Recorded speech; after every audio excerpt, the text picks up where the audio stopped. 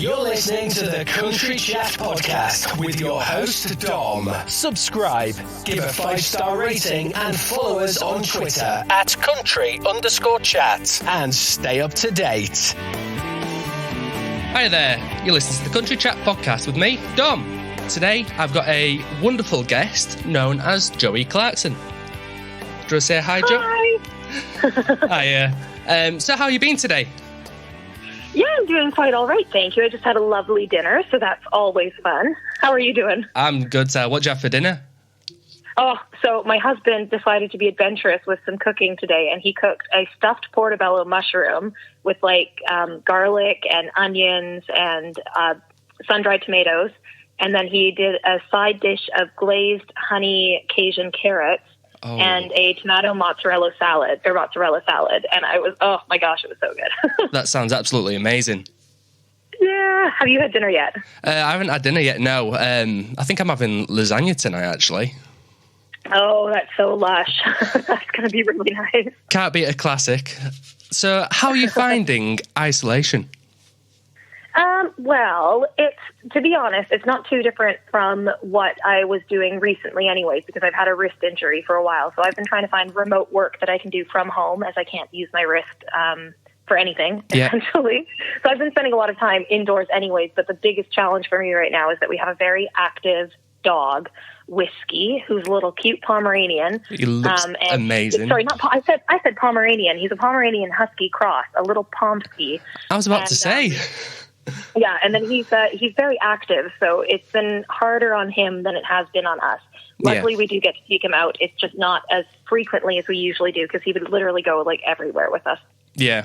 Well, just for everyone at home, we're recording this on the 25th of March. So recently there's been a lockdown imposed on the United Kingdom due to this coronavirus. So, and podcasts can last forever on the internet. So it's great to... Oh, yeah. That's true. To check in and let people know where we're at. Yeah. We are on, is it day 2 of the official lockdown, isn't it? Day 2 of the official lockdown. As my other job as well, I work in manufacturing, so I've now got to go back if it's safe to go back. So, yay me. Oh, man, that's really rough, isn't it? That's a bit scary. I know.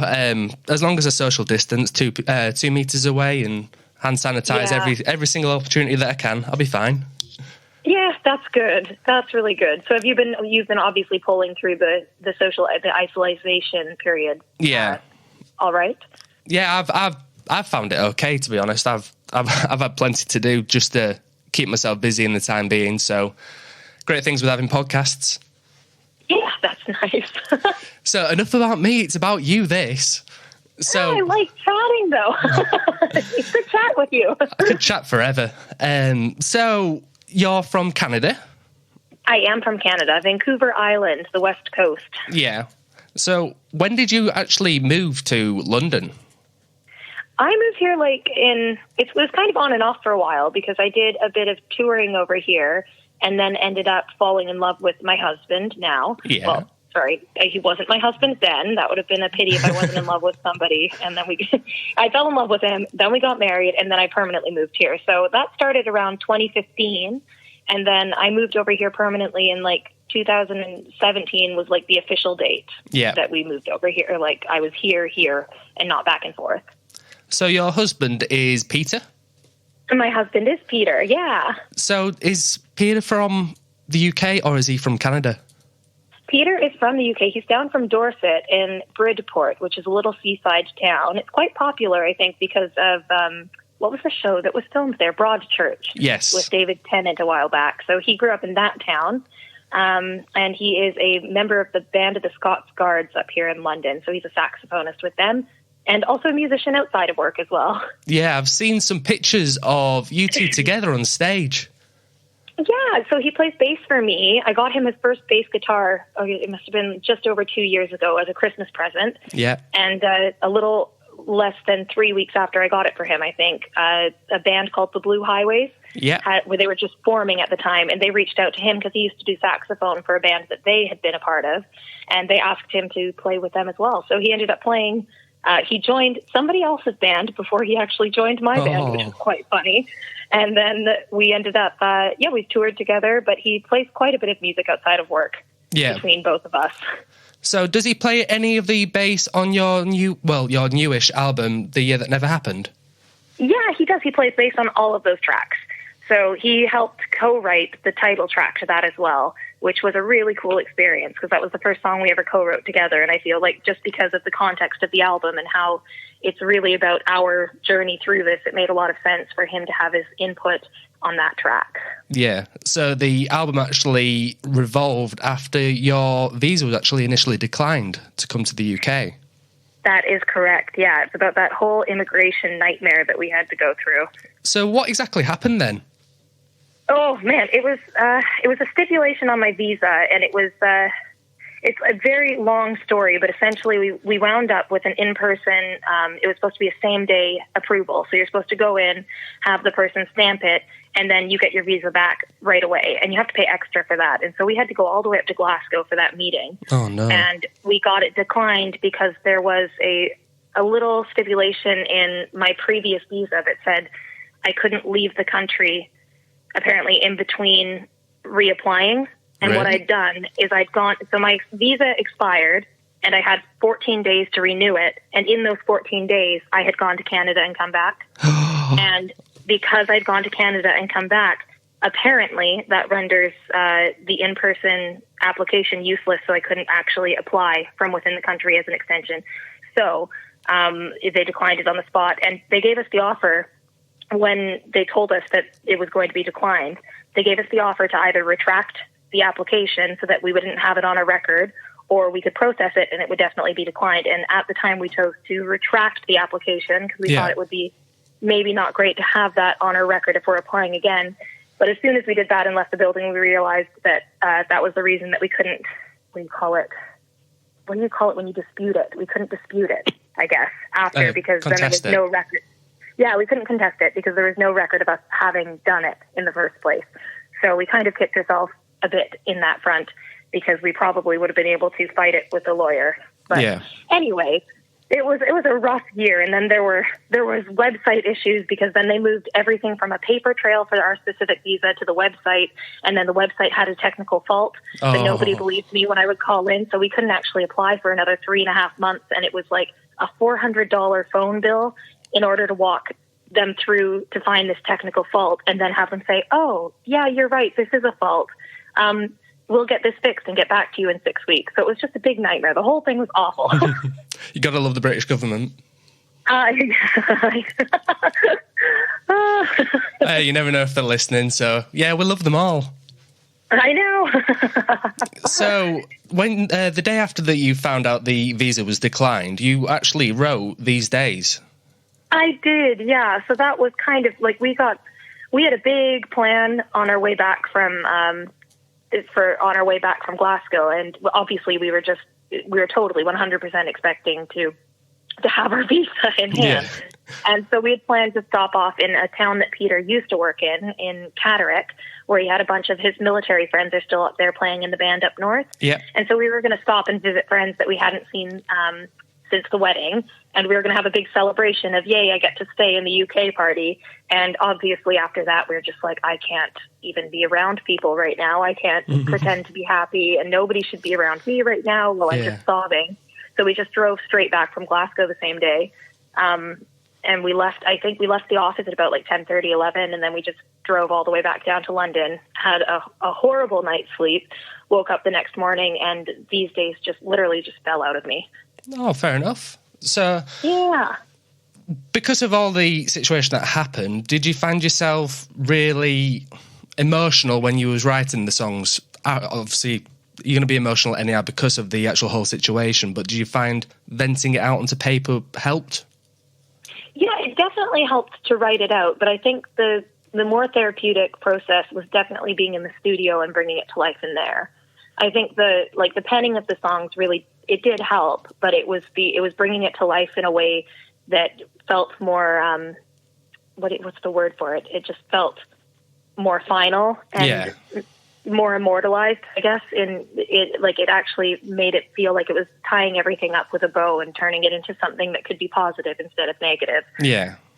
Well, these negative situations always end up in a positive way, no matter how you try and look at it. So it's, I mean, yes, it's a horrible situation that he was in to begin with, but at least you got something to show of it now. Well, that's exactly why we did it. It was a healing process. It was a great project to be a part of, and it was a chance to be really, really emotional as well. So it was a great experience for sure. So you also produced the album. I did, yeah. I co-produced it with a guy named Ryan John Griffith. Yeah. And he started out as just an engineer on the project, but he had some really great insight and ended up stepping more into a co-producer's role. So I'm very lucky to have found him. How was it actually? How was it producing the actual album? Have you produced music in the past? I've produced things in the past before. Like I've produced shows and like musical theater songs and stuff like that, but I've never produced my own music. Yeah. And so this was my first experience really stepping into that role in a studio. And I think that's like, I loved it. I loved every minute of it. I would definitely do that every day of my life if I could. I was so happy. And it opened some doors too, to kind of show me that I am maybe interested in learning more about the production side of things and more about even the engineering side of things, so that I could possibly help other people bring their songs to life, because I really enjoyed the process. Well, listening through all your songs on the album, the production of it is fantastic. I mean, a couple of the songs, it's like the Over You is very, is clever in the production sense, through using the piano solo at the start to then go into the vocals and the guitar, the acoustic guitar, and then the actual coming to the chorus, you come in with a basically a kick drum and then drums within it. Now, to me, it seems, in my interpretation of it, as music is art, you can interpret it however you want. I view that as like a timeline. So the piano is like you're with the person, you kind of doing your thing, and then you come into the vocals, you're coming into your sense of something's not right here, and then the chorus to me was like a realization, this is not right, I'm over you now, done. I love that. That's exactly the kind of mental space that we were in when we were spacing it out and figuring out which instruments would come in where. And then also down to like the drums kind of have a more chaotic feel in them. Yeah. In the produced version has the more chaotic feel. Whenever we played that song live, we always played it a little bit more laid back. And that one with the chaos in the drums, they fall into place and lock in once the decision has happened that I'm over it, essentially. Yeah. And that's, I love that part of it. I love talking about this kind of thing and bringing music to life in that kind of way as well. So, out of all the songs on your album, if you had to choose a favorite, what would it be, and why? It's such a hard thing, because I'm so proud of every single one of them. Yeah. I think my favorite changes weekly, so I can give you my favorite today. Yeah. And my favorite right now is, I think, We Found Faith, and I think that's because that was such a big struggle for me to write. Yeah. It took a long time to write. And the time signatures I used in it were really stepping outside of my comfort zone for not only writing, but also for playing live and also playing on the album. Yeah. And this is the first album that I produced, but it's also the first album that I played like the lead guitar on, the main guitar parts on. So usually I hire a session player to come in and do that, because I know my weaknesses and my strengths, and I know how expensive studio time is. So sometimes it's just cheaper to hire somebody who can come in and do it right the first time. But this time I practiced my butt off, and I went in there and I did it. And I'm just really proud of that song and every aspect and every layer of that song. I love how haunting it is, and I absolutely adore the musicians who played on it. Yeah. It's just, I feel like that one really resonates with me. We Found Faith, to me, has almost like a folky sound to it, which I kind of like. Thank you. I think that that's something that draws me to it as well, is that I've always kind of run from being a folk artist, and I don't know why. Yeah. I think in my younger years, I felt like it made me I don't know. I don't want to say weak, because I definitely don't think folk music is weak. Oh, no. But when I was growing up, I didn't appreciate it the way that I appreciate it now, and I didn't appreciate the strengths in folk music for what they were. And I think when I was younger, I tried to be really loud with my music, and I tried to make a statement with my music and myself so that I could be remembered. And I think that this album in particular allowed me to step back from that approach and really just write what was in my soul and produce the way it sounded in my heart, and then put it out there. And if people like it, they like it. And if they don't, they don't. But it was a different approach. And We Found Faith definitely stepped into that folkier side of me. Yeah, definitely must say, it's one of my favourite songs on the album, along with Over You. Thank you. So it's like Sort Yourself Out as well. The vocals are very, very punchy within the song, because it's very much almost like telling someone off. Yeah, it definitely is. That song was originally written to myself, so it was actually a love letter to myself, is what I called it at first. And that was basically trying to kick myself into gear. I like so many people, I have such a problem with feeling like saying no to things or changing your mind is failure. Yeah, and so that's kind of what that song is about. It's about needing to make that decision for yourself that's hard to make, and changing your mind and allowing yourself to, take the right path for yourself. So it's just kicking myself into gear, really. Yeah, almost like a vocal diary. Yeah, absolutely. So what is the brass instruments on there? Is it a trumpet or...? It is a trumpet. The trumpet player is Rona Karth. Yeah. And she's one of my good friends here. She's a little Scottish lady, and she works with my husband. And when I first met her, I never actually had trumpet in my music before I met her. But when I first met her and I heard her play the trumpet, it was like hearing an instrument in a totally new way, because I heard her play the trumpet the way that I feel when I sing. Yeah. And as soon as I heard that, I started hearing it in the music. And that was the first song I wrote with trumpet in mind. And I wrote it because I wanted her to play on it. So I'm very lucky to have Rona play with me around town as well. So when you're actually either writing the song or then actually laying down the vocals and actually the music to it, what makes you think, you know what, this could do with a trumpet? That's a very interesting question that nobody's ever asked me that before. That's a hard question. I think that, I don't know if it's because the people are in my life, but I've always been like really resourceful. Like if there's no groceries left in the house, I'll still make a meal out of something and it'll probably be good. Or if my wrist is broken and I can't do anything to do with music and I can't work, I'll find a job some other way. So I think that in music, sometimes I think I'm resourceful with using the people who are just around me and at the forefront of my head. And so when I wrote Sort Yourself Out, I think I really wanted a song with trumpet in it. And I think that's why that song took that kind of more bold and not accusational, but kind of accusational approach, which is almost what trumpets are kind of known for if they have a personality. Yeah, they're very much, it's a loud, almost like what I said with the vocals, it's very punchy. Mm-hmm. Absolutely. Yeah. So going on to This One's on You, the rhythm to the song I find is very, very catchy and it's very upbeat, but that's to despite what the actual song's about. Yeah.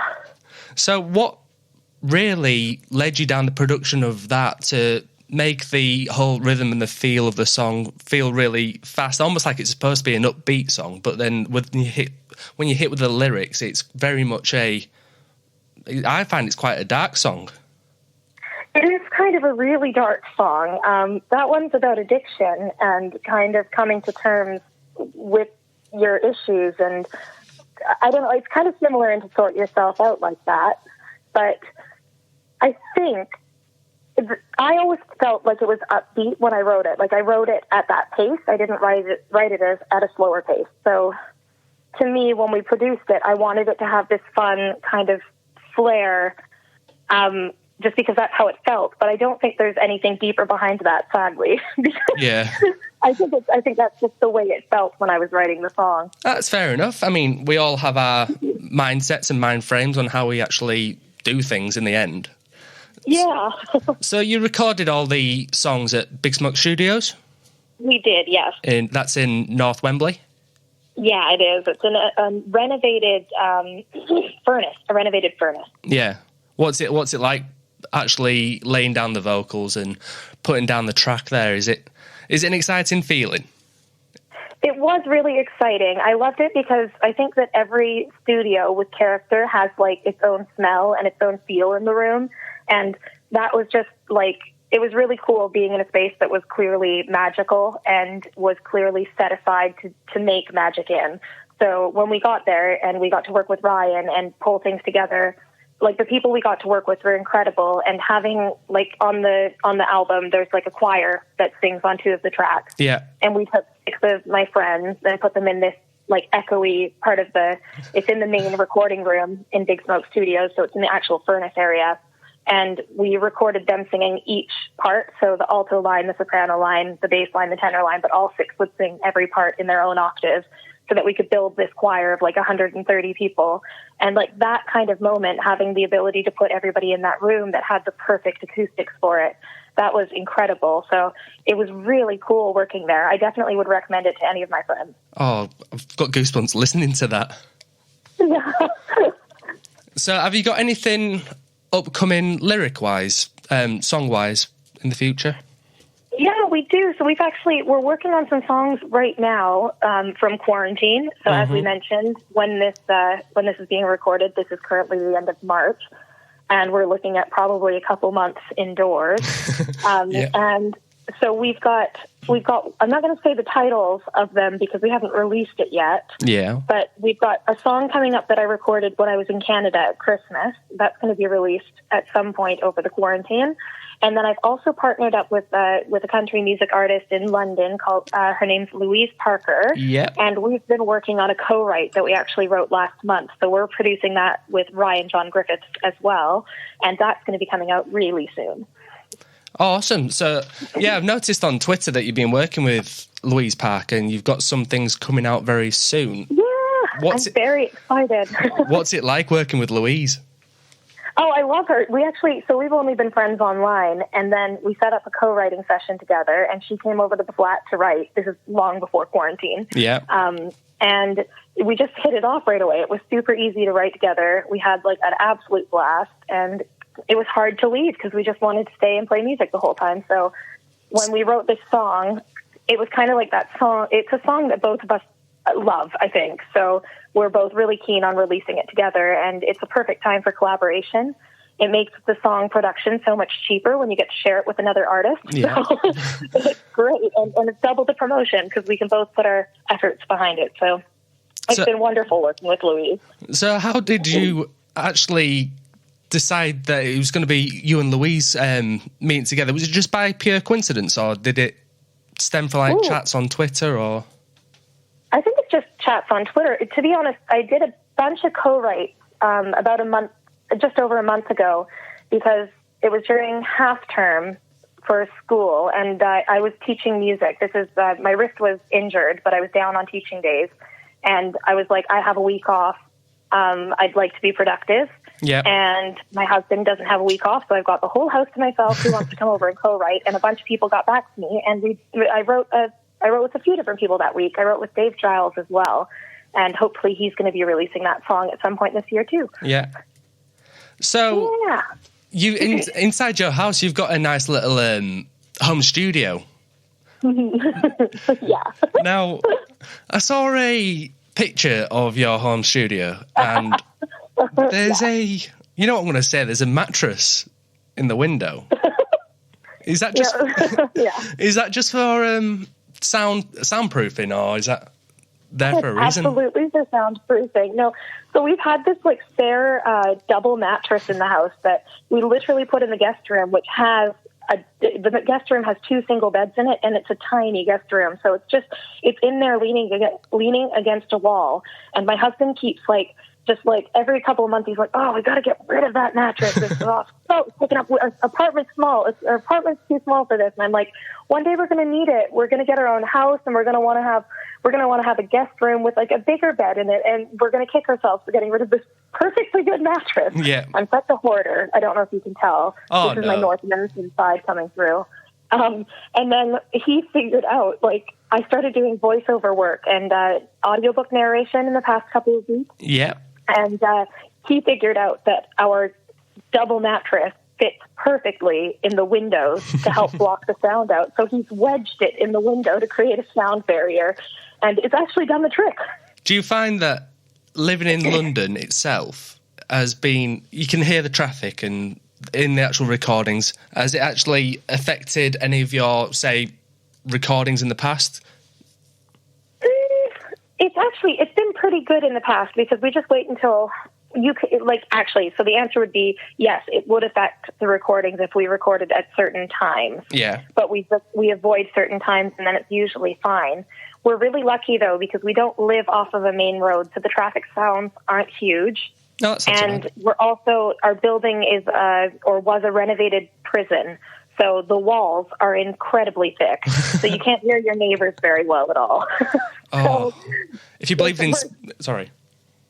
Did you say if I believe in ghosts? I'm about to say, if you believed in ghosts or spirituality, it'd be a scary place to live. Oh, and I 100% do, and I 100% am scared to stay here alone sometimes. I'd hate it. Yeah, you know what? It's like I just prefer to forget about it because there's times when like whiskey will be staring at the wall, just like right up staring at the wall, or like barking at absolutely nothing. Yeah. Well, it is rumoured that dogs can actually sense more things than obviously us humans can. So there probably is somebody staring at you. I know. It's awful to think about. Awful. So yeah, you mentioned. Well, I'll divert from that. So you mentioned audiobooks. Yeah. So how do you get into doing something like audiobooks? So it's actually surprisingly easy. I didn't realize how easy it was, but you do have to have a good quality microphone and like a recording kind of setup, like software to record on. Yeah. So that's the main part of it. And you just basically, you make yourself a demo so that you can have that on your website. And there's a website called ACX, and it's for, I think they're linked with Audible and Amazon. And so you go on and you can just see all of these books that that authors are posting that they would like narrated. They attach an audition manuscript, and then you read the manuscript, submit your audition, and you wait to hear back. And we've got like a really nice microphone, and you probably wouldn't be able to tell by how I'm talking now because I'm stumbling over my words after doing it all day. But I have a lot of like musical theater background and speech arts background, so we've had the training. And it's gone really well. I picked up 3 books in a week, which is great. So I'm finishing up book number 2 now, and I get to start number 3 tomorrow, and I'm really excited. Oh, awesome! So number 3 was confirmed that you're allowed to do it. Yeah, I am. I've got book number 3, and I'm just super excited. I'm very passionate about that one. I don't think I can say names yet, though, because they're not released. So, I know, but I can say that it's like The Little Mermaid for adults, and it's like it's so magical and incredibly cool, and the characters are really well developed. Like, I'm so excited to be reading this book. I feel like it's this gem of it's a total honor to be the voice of it. Oh, that's awesome. Now, my mind went completely dark then when you said Little Mermaid for adults. Yeah. Yeah.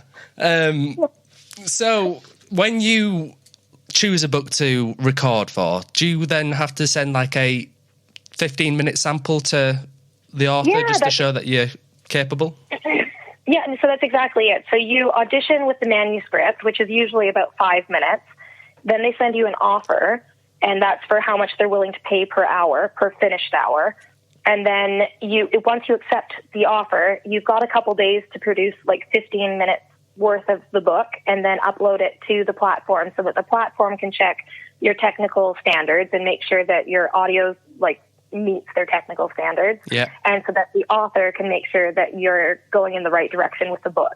And once they prove that, then you have, as long as you're following the same kind of style of your 15 minutes that you put forward, you have a bit more creativity and trust from the author with how you're going to take things with the book. Oh, that's nice. So yeah. How did you actually think, you know what, I need to do something? Obviously, I know you've got issues with your wrist at the moment. So, is it because of the issues with your wrist that you've thought, I need to find some more money, basically? So it totally is. So my wrist accident happened in October, a month before the album release. And because of my wrist accident, I haven't been able to play guitar for 5 months now, and I'm still not able to play guitar. Oh, really?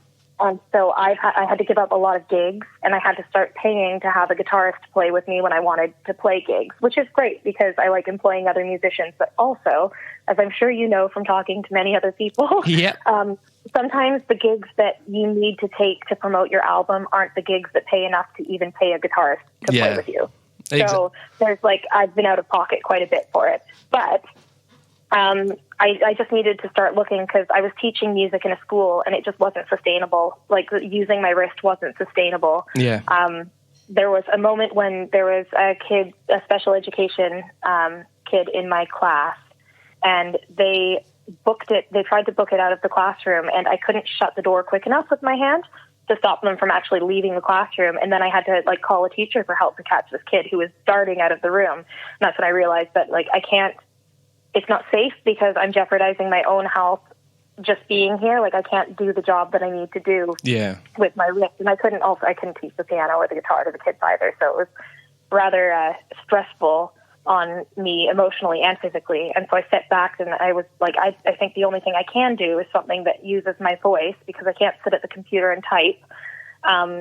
So I started looking into voiceover work and thought, if anything, maybe I'll just get a couple of extra dollars here and there and I'll be able to help pay for groceries or something. And it's actually just started to take off. So it's really great. It's looking like it's not going to make me a millionaire by any means, but it is like having a minimum wage job. Yeah, it pays the bills.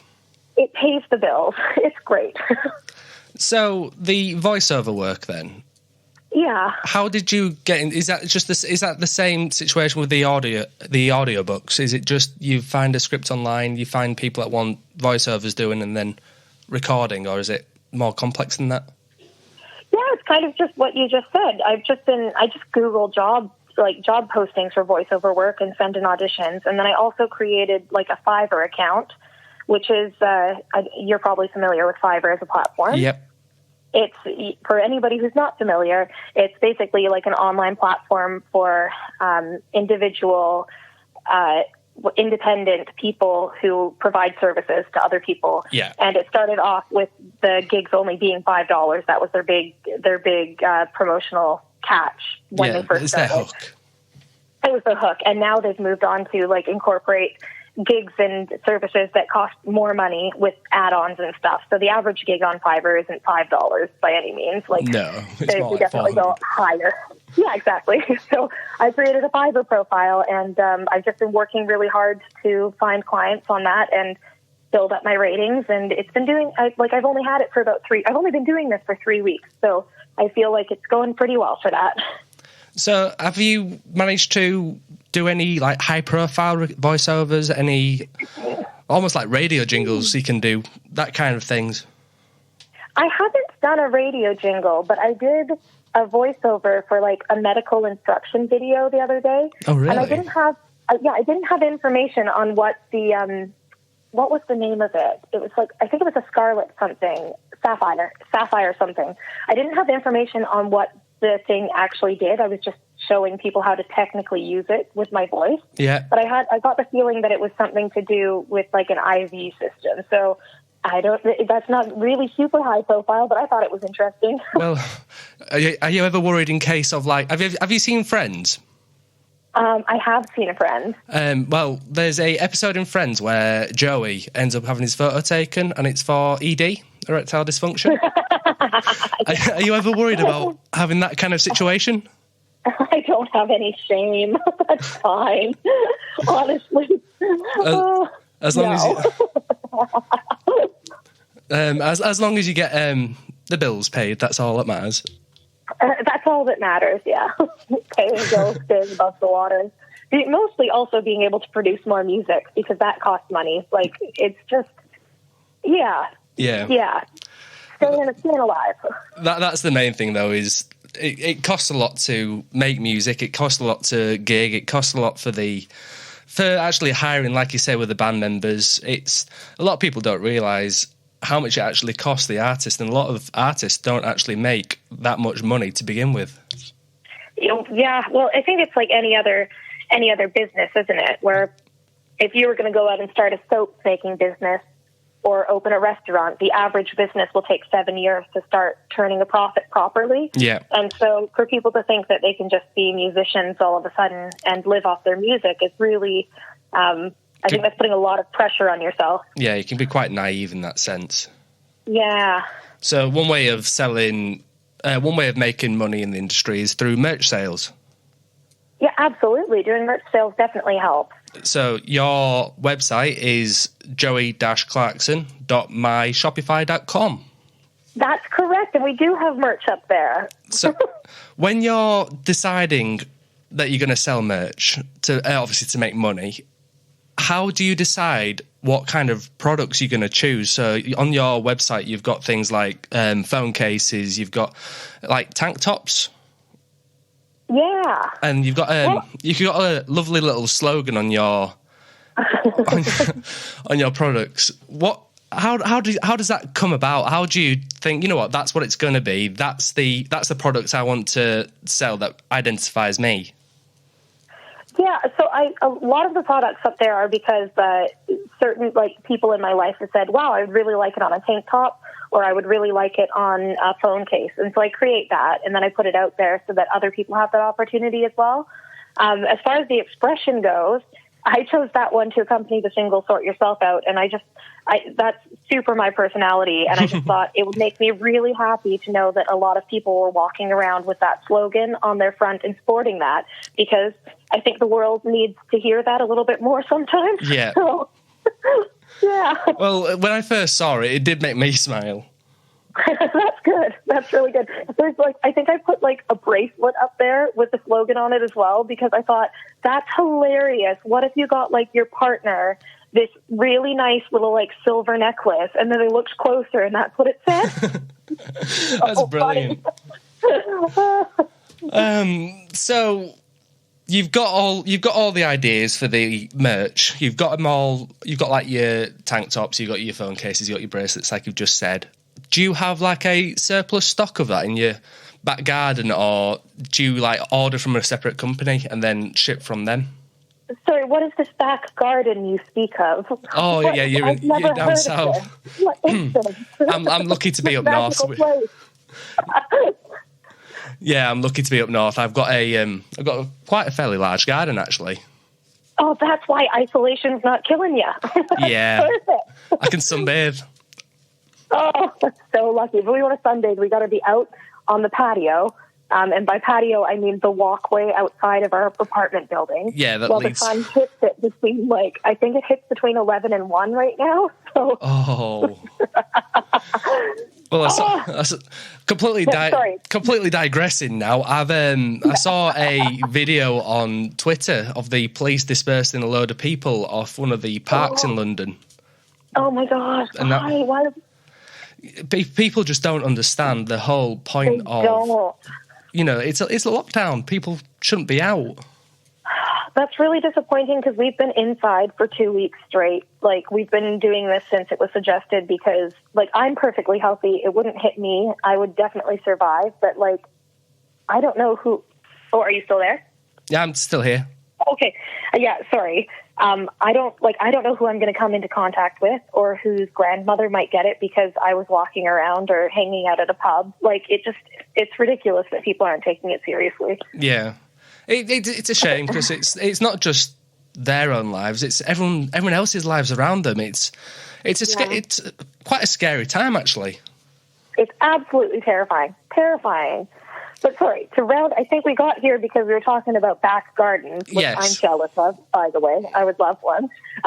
We don't have a big stock at our house, because the glory of Shopify is that it's drop shipping, which means that if somebody orders that, they will make just one of them and then they'll ship it, which is, arguably eco-friendly and less eco-friendly, because it's not coming from a local business. But at the same time, I'm not having 40 phone cases made up and then only selling 5, which sometimes does happen if you invest in the higher numbers before you're ready.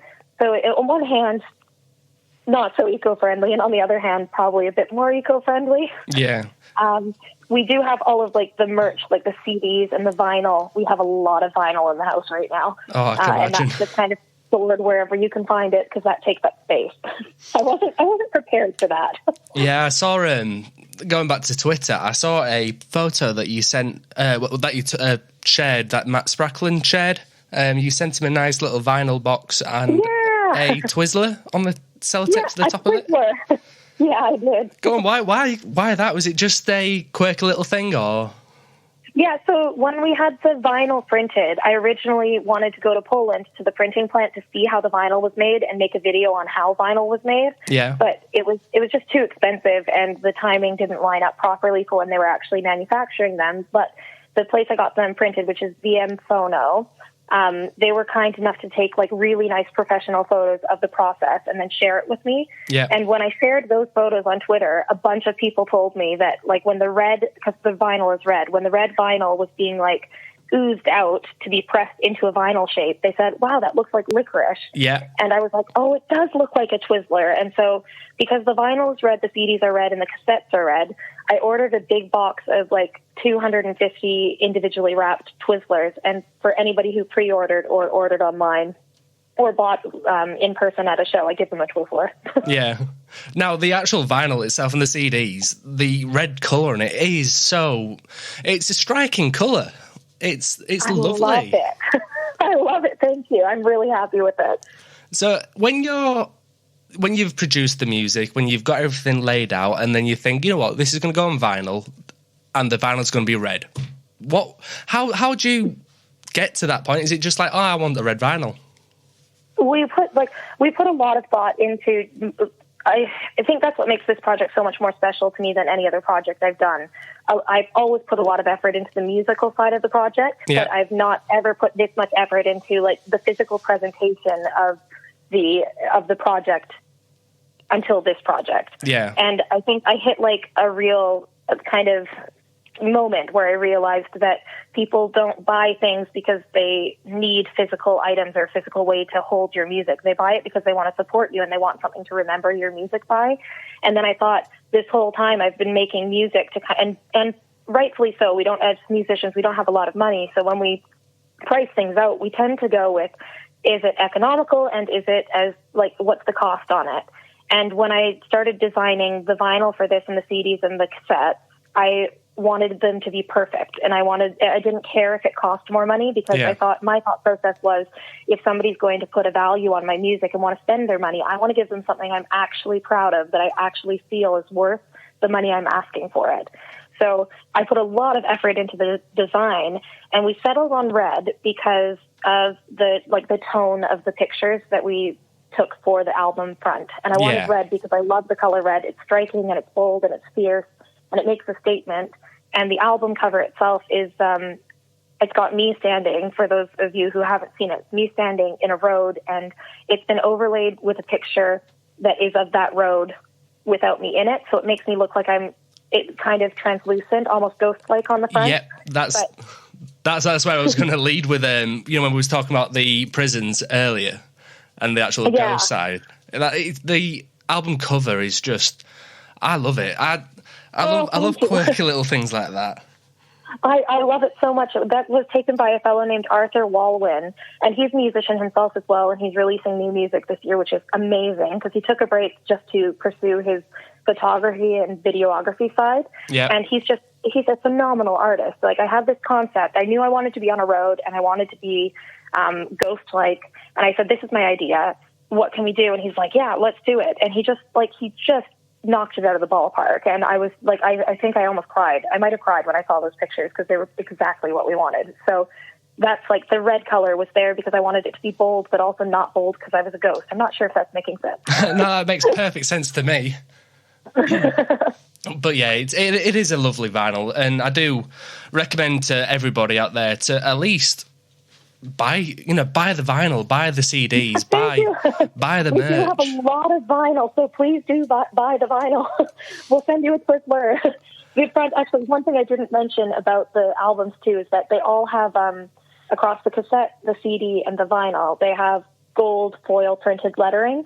Oh. And the reason we chose the gold foil printed lettering, and that was more expensive too, that was quite a big chunk, and it was hard to track down as well.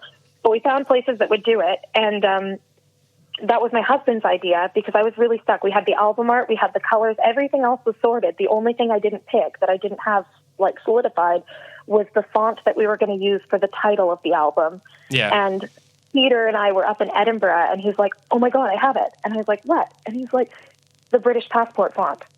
And we just howled. Like, we sat there and we just like laughed until we cried. And That's I went, what it is. Absolutely. We've got to pick the British passport font. And so I found the closest thing I could find, which is almost identical. And I just thought, I can't half-ass this. I have to it has to be in gold foil the way the British passport is too. And so we just went full out and we did it. That's awesome. I've been trying to work out ever since I first saw the actual printing itself, what it is, and I didn't realise it was a passport. That's brilliant. I know. Thank you. That's my husband. I can't take credit for that. But well, the whole concept of it's great. Now that you've mentioned the passport font, obviously the passport font's great. The whole album's based on the issues with coming to the UK. The colour's red, which the current British passport is that maroon burgundy red. It's maroon, yeah. I know there's talks of it going to blue, but we'll see. So yeah, it all merges in to this one perfect little package. I love it. There's so much thought. I love everything about it, and I'm so proud of it because we did put just so much thought into it. Like, there's not one part of that we didn't like think about and kind of manifest for a long time. So, going back into your actual life, you've mentioned that you used to do musical theatre and work within musical theatre. So what kind of things did you used to do within music theatre? Well, so I grew up doing musical theatre throughout my childhood and my youth. And then I got into directing like local theatrical productions for youth productions. Yeah. And up until I moved over here, I had my own musical theatre company. And I brought these musical theatre workshops to remote areas in Canada, and I would teach homeschool groups of kids musical theatre for about a week. And we'd put together like a script from learning the script on the first day all the way up to producing a 30-minute show on the final day, just to introduce arts and give kids access to musical theatre that wouldn't otherwise have access to it. Oh, that's awesome. So it was really fun. That was definitely a really cool chapter of my life. I still do it for like a select few amount of groups, but I kind of had to make the decision to either chase my music or continue teaching musical theatre. And I thought it was time to just put all of my eggs in one basket and start kind of forging forward with music. Yeah. Well, you got to be selfish in some sense as well. You know, it does feel selfish. When I say selfish, I don't mean that in a negative way at all. You know, you've got to build yourself, and then obviously when you build yourself to this ultimate level, you can then pass that on even further and can do more good by doing that as well. Yeah, absolutely. That's exactly where I was at when I made that decision. I do not fault you one bit. So, how did you actually?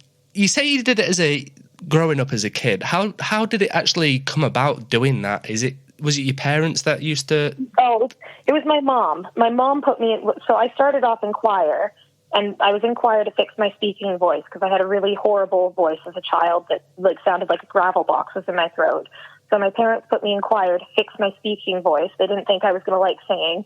I loved singing. Yeah. And so I stayed in choir. And then my mom thought that I would really love theater. And I was so set against it that I threw like hissy fits to not audition for the theater shows. And then she actually told me, like, after 2 years of trying to get me to do it, I think I was 8, she said, you can audition for the show and still sing in choir, or you don't audition for the show and you have to give up choir, which is a horrible thing to do, but it worked. She knew me really well. And I was like, no, I want to sing in choir. I have to audition. So I auditioned, and of course I just loved it. I fell in love with it 100%. So well, they do say Yeah. mothers know best. They do. She does. Don't tell her I said that. She'll be listening. The great thing as well is I was having a look on Twitter earlier, and I came across, speaking about your mother, I came across stoned zombies. Oh my gosh, she's so cool, isn't she? She's amazing. Like, I don't know how to start with this. I don't know how to. I don't know. Where did that start? They're so grotesque.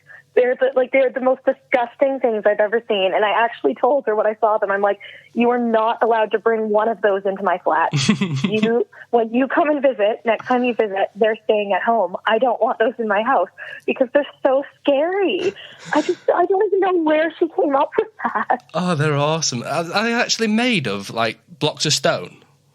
So they are, if I gather correctly, what she does is she takes a ball of tinfoil to create the center so that it makes it lighter. And then she takes their actual, what are they? She's got like a mold for these teeth. So she pours the teeth out of ceramic, I think. Yeah. And then she insets it into the tinfoil ball. And then she puts the tinfoil ball in concrete, essentially. Okay. And then it dries in that rock shape, and then she paints it. And she sprinkles it with yogurt so that moss grows on it. Okay. It's the weirdest thing. For anybody who's like, I guess without seeing it, this must just sound absolutely bonkers, but it looks like zombie teeth in a rock, but really realistic zombie teeth. So if you actually saw this, you would probably think, what the hell is that? And actually be like maybe afraid that you're living in a zombie movie. So gross. What's the zip on the side of the mouth? Oh God, I forgot about the zipper. That's the worst part. Yeah. So yeah, are these for sale? Yeah, you know what? They are for sale, and she's actually selling quite a few of them, and they're in local gift shops now too. There's a gift shop in like Alaska that's requested a bunch of them. So she started it as like my mom's always been the kind of person who's like, I wonder if I could make this idea I've had. And I've always thought that she'd be like phenomenal for film sets and like she did prosthetic, what do you call it? Is it just prosthetics? Prosthetics. Yeah. On which side? Because you've got prosthetics with the actual arm units. You've got prosthetics with the hands, the actual hand units. Yeah, okay. So she would do, for like theater shows, she would make elf ears and like troll noses, and she would make those out of like building an actual mold and then pour them with latex so that she could make her own like different pieces to build these monsters. And I just thought that's something she probably should have done as an occupation. Yeah. She's so good at it. It's so gross. Oh, she ever thought of selling internationally? I think we need to get some over here to you as well. You know what I think she really wants to do? I don't want them in my house. I think she's going to hold like an art class over here because after all of the whole visa nightmare and immigration nightmare, like my grandma is British, which means that I don't get British citizenship because my mom didn't have it when I was born. Yeah. But my mom could get her British citizenship if she wanted to. So after I got mine, about 4 months later, my mom was like, I think I'm going to get my British citizenship too. And I was like, okay, Mom, but you're coming to visit this summer, so just make sure maybe do it after the summer because you know how long it took me to get my passport back. And she's like, I'm sure it'll be fine. And it made me antsy thinking about her maybe not having her passport back in time. Yeah. But she applied, and like 3 months later, she's a citizen. Rub salt in the wound.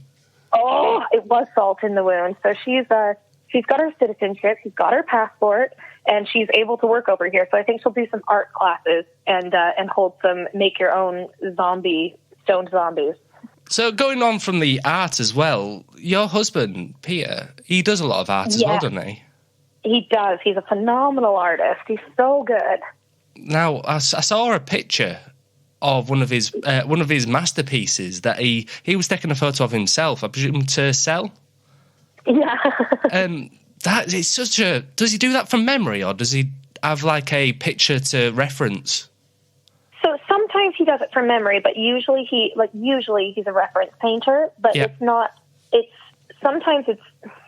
Well, I don't think it's ever exactly the same as painting because he kind of takes different things that he wants and puts them into one picture, but uses things as references. Yeah.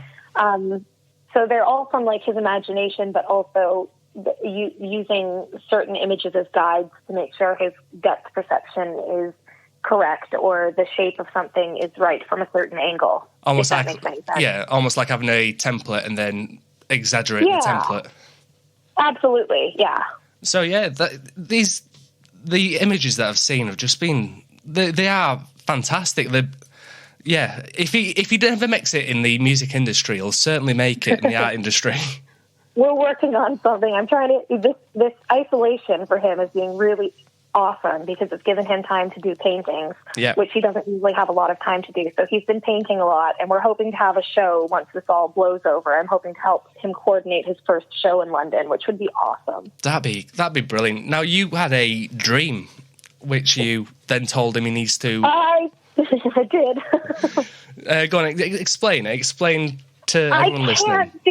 I can't even explain it because I'm trying really hard because something that musicians have a problem with doing as well, like I'm sure everybody who's talked to you can relate to this, but when you talk too soon, so that the idea of that wow factor is no longer there. Okay, yeah, I get it.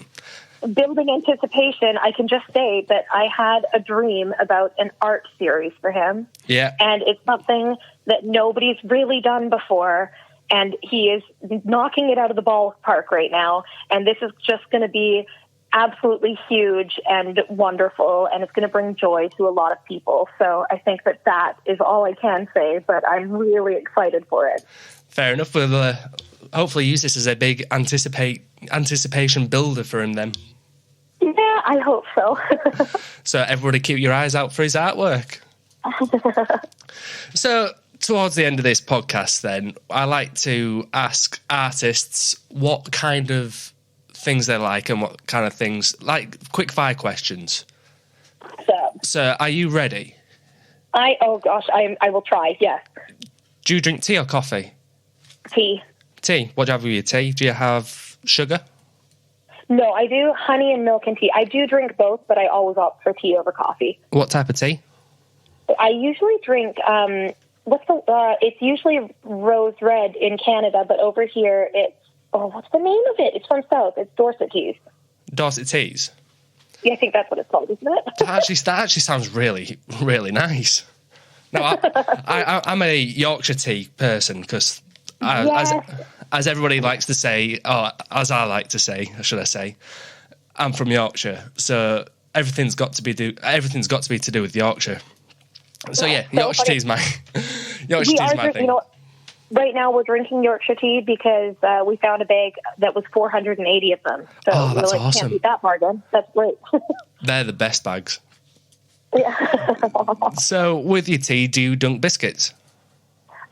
Sometimes, but not usually because I'm gluten free, and that most of the biscuits are really not great. Oh.